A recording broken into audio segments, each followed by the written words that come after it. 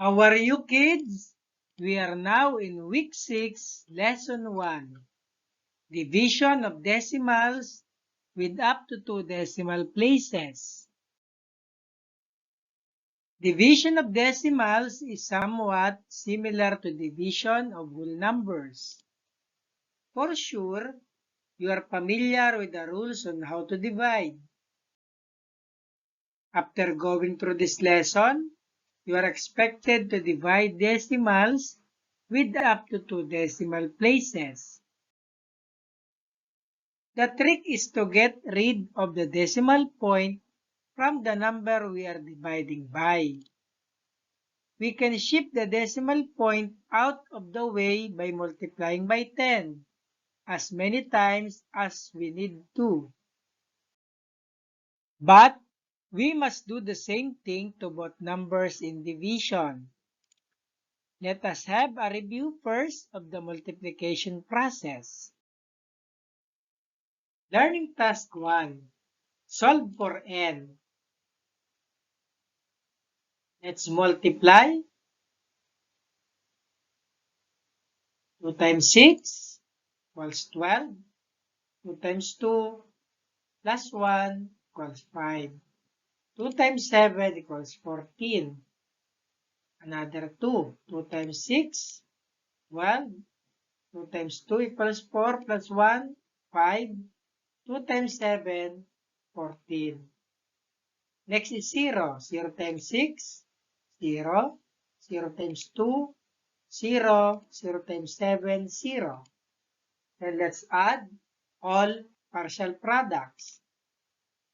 Bring down 2. 5 plus 2, 7. 4 plus 5 plus 0, 9. 1 plus 4 plus 0 equals 5. 1 plus 0 equals 1. About the decimal point. 2 decimal places, 2 decimal places, 4 decimal places in the product.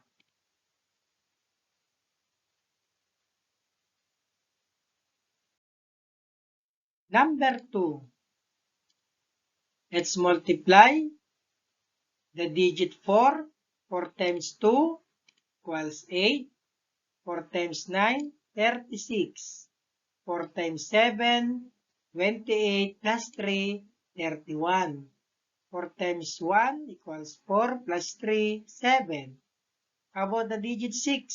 6 times 2, 12. 6 times 9 plus 1 equals 55.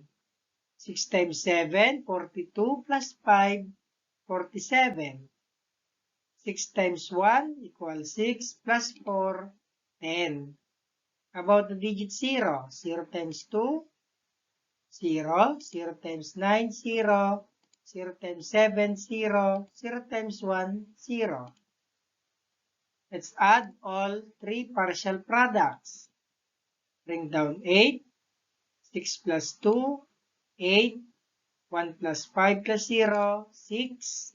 7 plus 7 plus 0, 14. 1 plus 0 plus 0, 1. 1 plus 0 equals 1.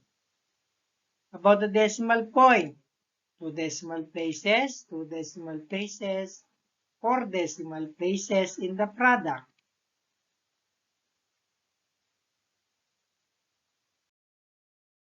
Number 3, 7 and 65 hundredths times 85 hundredths.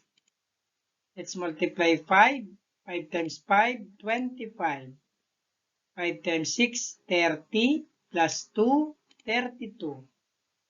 5 times 7, 35. Plus 3, 38. About 8. 8 times 5, 40.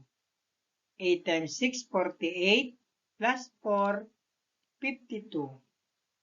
8 times 7, 56. Plus 5, 61.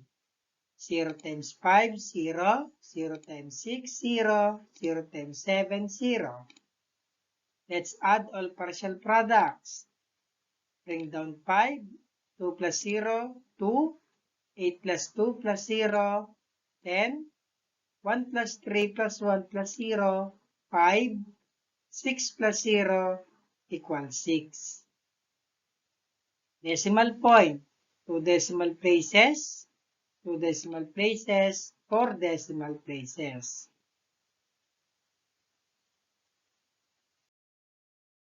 Number 4. Let's multiply the digit 5. 5 times 0 is 0. 5 times 2, 10. 5 times 6, 30 plus 1, 31. 5 times 3, 15 plus 3, 18. About the digit 0. 0 times 0, 0. 0 times 2, 0. 0 times 6, 0. 0 times 3, 0. The third, 0 times 0 is 0. 0 times 2, 0. 0 times 6, 0. 0 times 3, 0. Let's add all the three partial products. Bring down 0. 0 plus 0, 0. 1 plus 0 plus 0, 1. 8 plus 0 plus 0, 8. 1 plus 0 plus 0, 1. Then no need to write 0. About decimal point. 2 decimal places, 2 decimal places, 4 decimal places. Number 5. Let's multiply 31 and 85 hundredths times 91 hundredths. Let's multiply the digit 1. 1 times 5, 5. 1 times 8, 8. 1 times 1, 1. 1 times 3, 3. The digit 9. 9 times 5, 45. 9 times 8, 72 plus 4, 76. 9 times 1 plus 7 equals 16. 9 times 3, 27 plus 1, 28. The digit 0. 0 times 5, 0. 0 times 8, 0. 0 times 1, 0. 0 times 3, 0. Then, let's add all three partial products. Bring down 5. 8 plus 5 equals 13. 1 plus 1 plus 6 equals 8. 3 plus 6 plus 0, 9. 8 plus 0 equals 8. 2 plus 0 equals 2. About the decimal point. 2 decimal places. Another 2 decimal places equals 4 decimal places. Since we already know how to divide a whole number, we can make the divisor and the dividend a whole number by multiplying it by a power of 10. As we have learned, the shortcut for this is to move the decimal point as many places to the right as there are many zeros in the power of 10. Read and analyze the given problem. Observe the solution. Ms. Reyes has 64 hundredths meters decimeter of ribbon. She needs 4 hundredths decimeter to be used to prepare one certificate. How many certificates can she prepare with the ribbon that she has? Solution: 64 hundredths divided by 4 hundredths. First, move the decimal point twice to the right and also the dividend.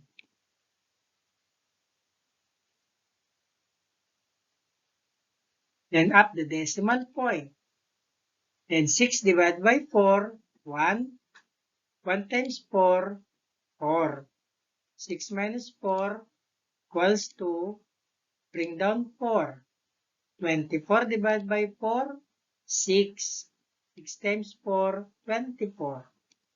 24 minus 24, 0. Ms. Reyes can prepare 16 certificates with a ribbon of that size. Learning Task 2. Find the quotient.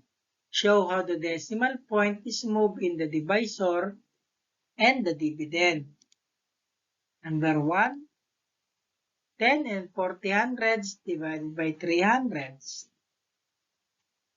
Let's divide. First, move the decimal point of the divisor twice to the right, and also the dividend. Move twice to the right also. Then up the decimal point. Now let's divide. 10 divided by 3, 3. 3 times 3, 9. 10 minus 9 is 1.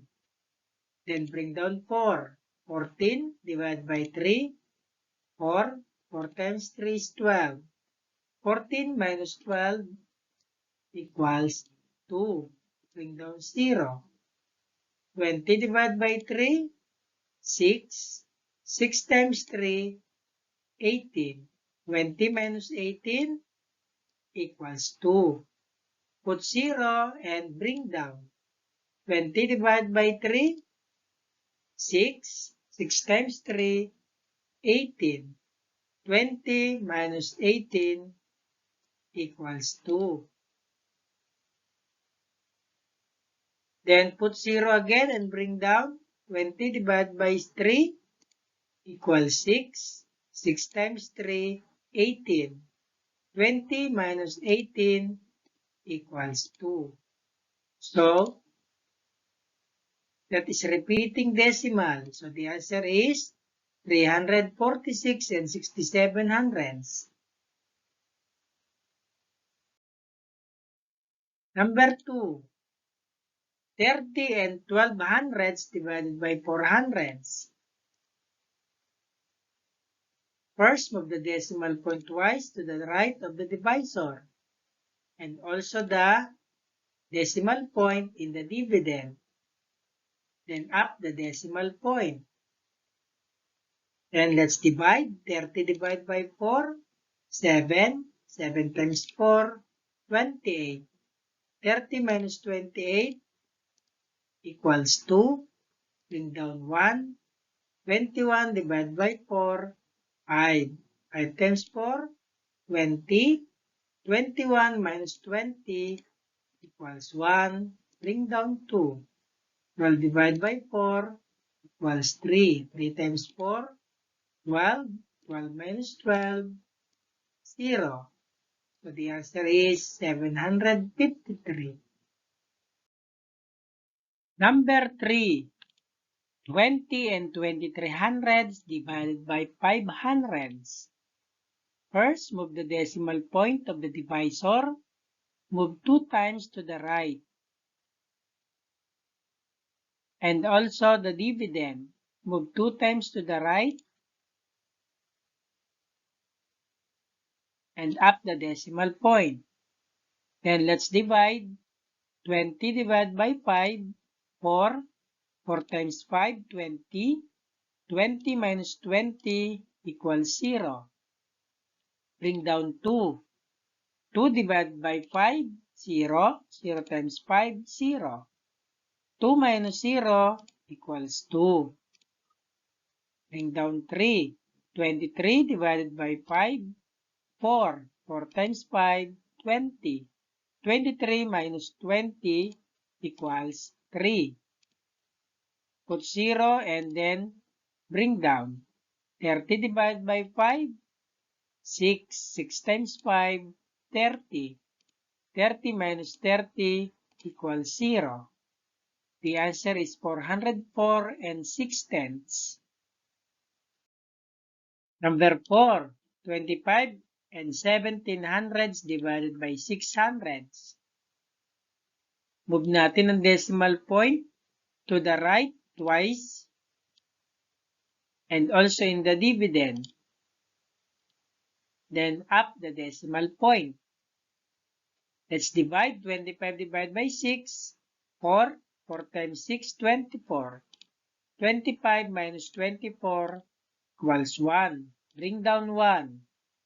11 divided by 6, 1. 1 times 6, 6.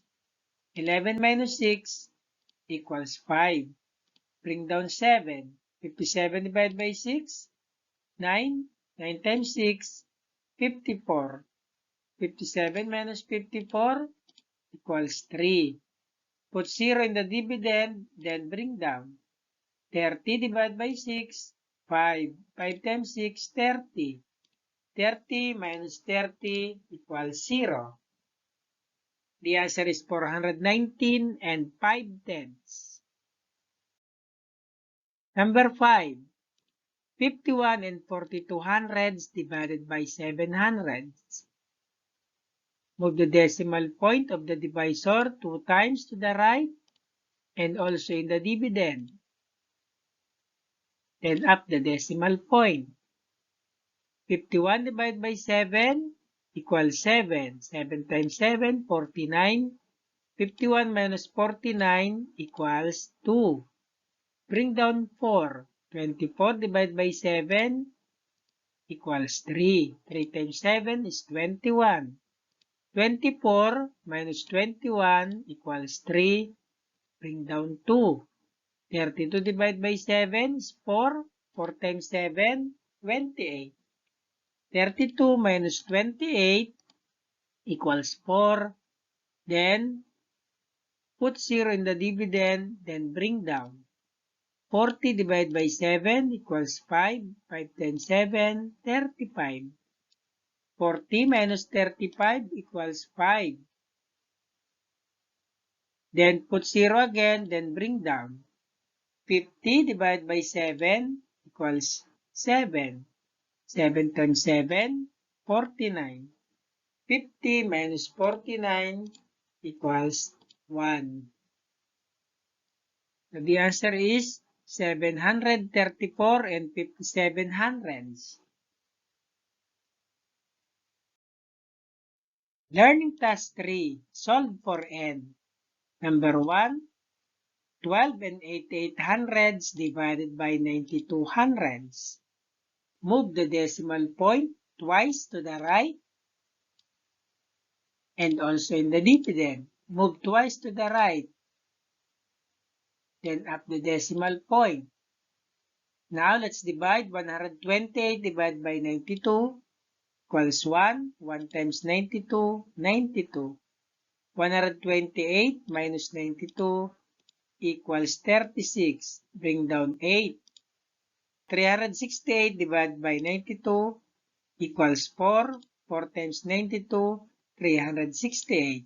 368 minus 368, 0. So the answer is 14. Number 2. 34 and 8 hundredths divided by 24 hundredths. Move twice to the right and also in the dividend.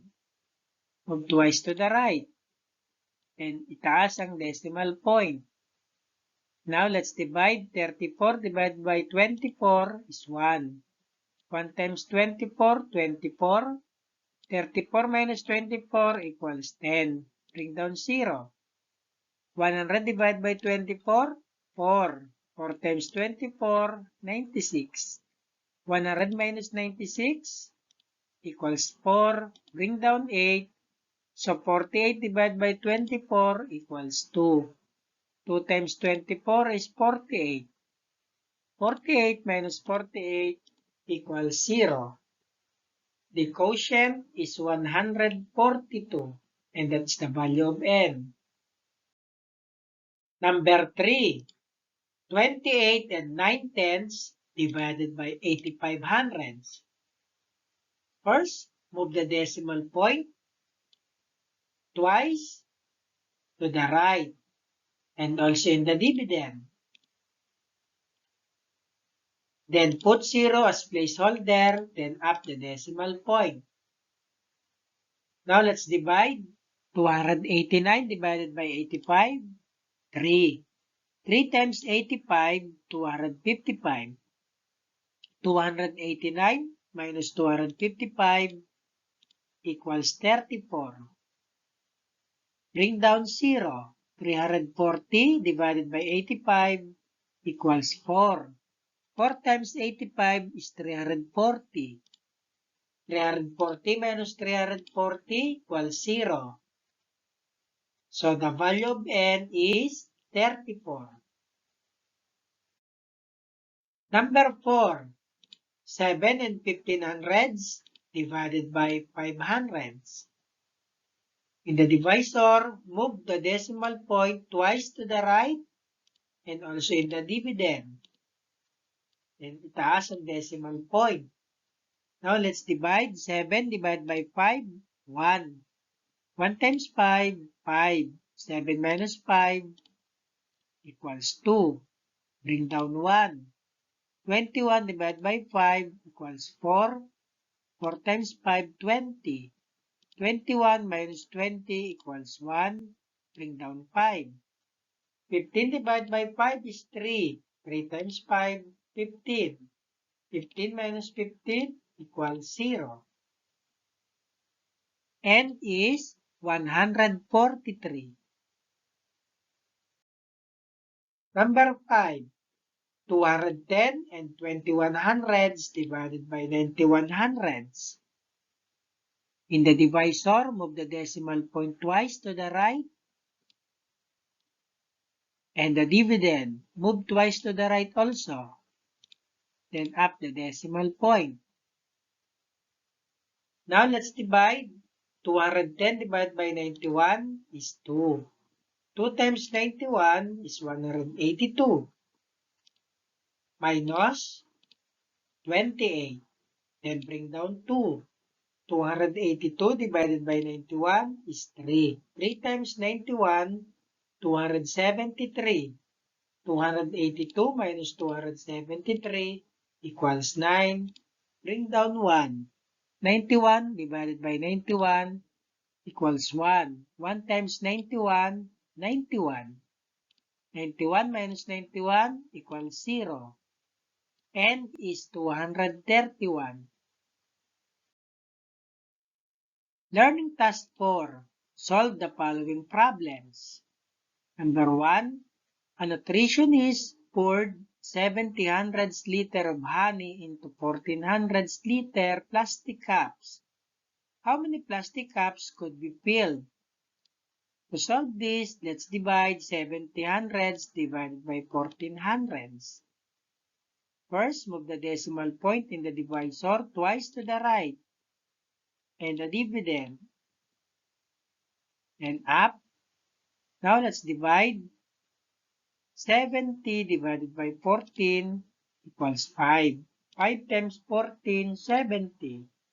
70 minus 70 equals 0. So the answer is 5 cups. Number 2. A rectangularized field is 400 kilometer wide and has an area of 800 square kilometer. Find the length of the field. To solve this, let's divide 800 divided by 400. First, move the decimal point twice to the right in the divisor. And also in the dividend. And up the decimal point.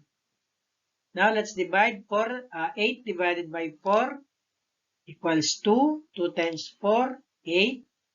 8 minus 8, 0. Bring down 0. 0 divided by 4 equals 0. 0 times 4, 0. 0 minus 0 equals 0. So the answer is 20 kilometers. Number 3. A city government plans to put street lights along its 8 and 400 kilometer main road. The street lights are to be placed 200 kilometer apart. How many street lights does the city government need? Solve this. Let's divide 80 and 400 divided by 20 hundreds. Move the decimal point twice to the right. Then itaas ang decimal point. Now, 84 divided by 20 equals 4. 4 times 20, 80. 84 minus 80 equals 4. Then bring down 0.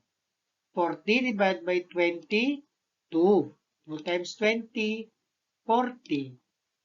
40 minus 40 equals 0. The answer is 42. 42 streetlights.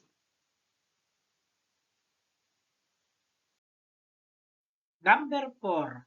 Mother pays 199 pesos and 50 centavos for 2 and 8,500 kilograms of rice. How much does a kilogram of rice cost? To solve this, let's divide 199 pesos and 50 centavos divided by 2 and 8,500. First, move the decimal point twice to the right, then up the decimal point. Now, let's divide 1,995 divided by 285 equals 7. 7 times 285, 1,995. 1,995 minus 1,995 equals 0. Then bring down 0. 0 divided by 285, 0. 0 times 285 is 0. 0 minus 0 equals 0. The answer is 70 pesos. Number 5. A hiker walked 5 and 7,500 kilograms in 1 and 2,500 hours. What was his average speed? Let's divide 5 and 7,500 divided by 1 and 2,500. Move the decimal point twice to the right. Then itaas. And now let's divide. 575 divided by 125 is 4. 4 times 125 is 500. 575 minus 500 equals 75. Put 0, then bring down. 750 minus 125 equals 6. 6 times 125 is 750. 750 minus 750 equals 0. So the answer is 4 and 6/10 km per hour.